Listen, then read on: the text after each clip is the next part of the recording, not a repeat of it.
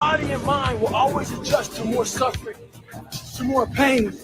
If you want to push harder, know this. Your mind quits way before your body does. So you have to be willing to go way into that darkness and find more of yourself. Stay hard. Okay. So they're all short, so it's not going to take that much time. So do you want to respond? You want to respond on that one before I go to the next? Yeah, well, I kind of already did, right? Yeah. I said that his whole thing is that the mind tells us to stop way before. Right. So we set these mental caps. That's what I was saying. Like he says often, we put these mental limits ourselves, right? We often say, I can only do this. Right. But if you keep going, you can go past that, you know? Yeah. And I don't think he's wrong. I think we have seen that many times. I won't say names, but there's someone you and I both know who watches this podcast who we used to always tell them how they could lift more weight than they would try to lift. Yeah. They would say, oh, I'm going to do the same as you, knowing they were naturally stronger and could lift almost 2 times that amount of weight. Right. They played it safe. They were putting a mental limit on themselves. Right. They played it safe, and I don't agree with that. But here's the part that I'm like looking at that and like, oh, I feel like that's toxic. Because a lot of it I do agree with. But the toxic part comes from me when it's like, you have to go into the darkness. Okay, no, you don't have to go into the darkness. You know what I'm saying? I'm almost like, be easy. But what does that mean, though? When he's saying going to the darkness, he's talking about up here. Mm-hmm. He's saying go into the so what Goggins does, and I guess I have to share this so people could understand a little more, is when things get challenging, Goggins goes into this place in his mind. He calls it the cookie jar.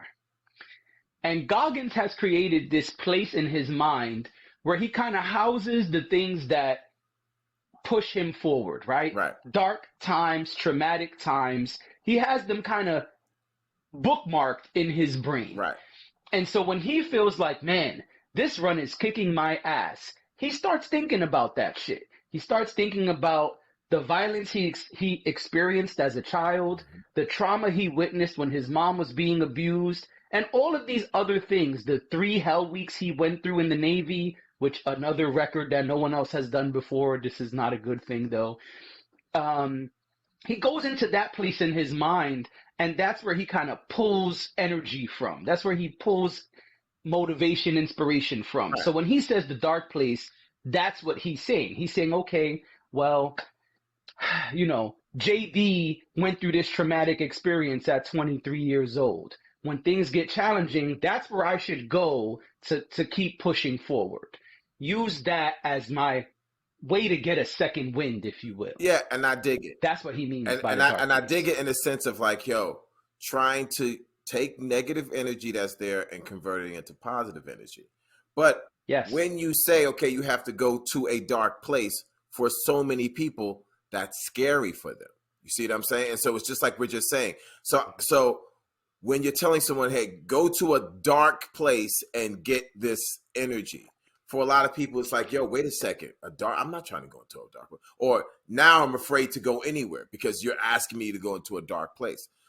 Now, it's one thing if he says, when I'm doing this, I go into a dark place. But you're telling other people that that's where they should go. And this is why I'm like, toxic. No, you don't, in my estimation, you don't tell people to go to a place if they don't need to. Because you can get the energy you need from an enlightened place. You can use positive reinforcement rather than just being like, yo, all that negative shit, ball that shit up, use that motherfucker and go forward. And some people can't do that. And that is a very military type mindset. But right, how many people, the percentage of people are from the military or police type backgrounds? You know, most of us. But it's also a Sith mentality. We're fans of the Sith, and that's what the Sith say. The Sith say the Sith say the same thing. Mm-hmm. Yeah. And so I don't think it's a bad thing. Yeah, you're right. Everyone can't do it, but I mean, I think you can do anything if you train yourself to do it. The question is, do you want to do it?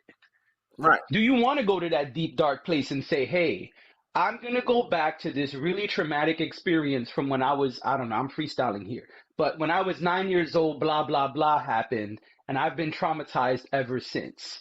Do you want to go there?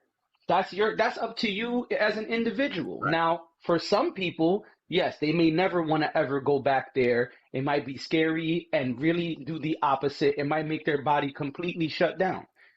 He's saying what he knows works for him. Right.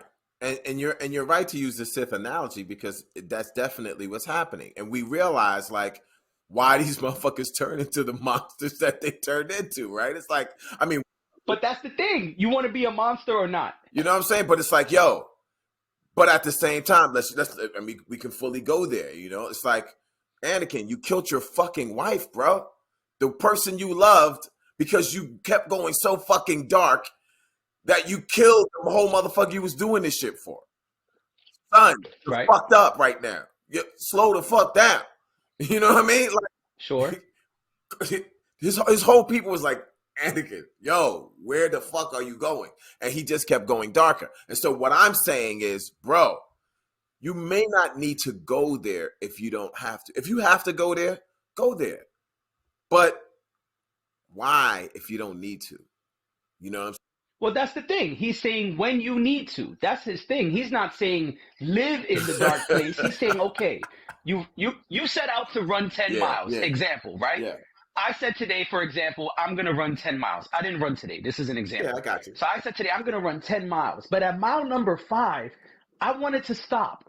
My brain was saying, hey, this is good enough. You've done 5 miles. It's been almost an hour. Man, go home and relax. Okay, well, now if I go into that dark place and it works for me, and I'm able to complete the next 5 miles because I thought about some fucked up shit, what's wrong with that? The fucked up shit already happened. And so if I use that to get me angry and to fuel me, who cares? I completed the task.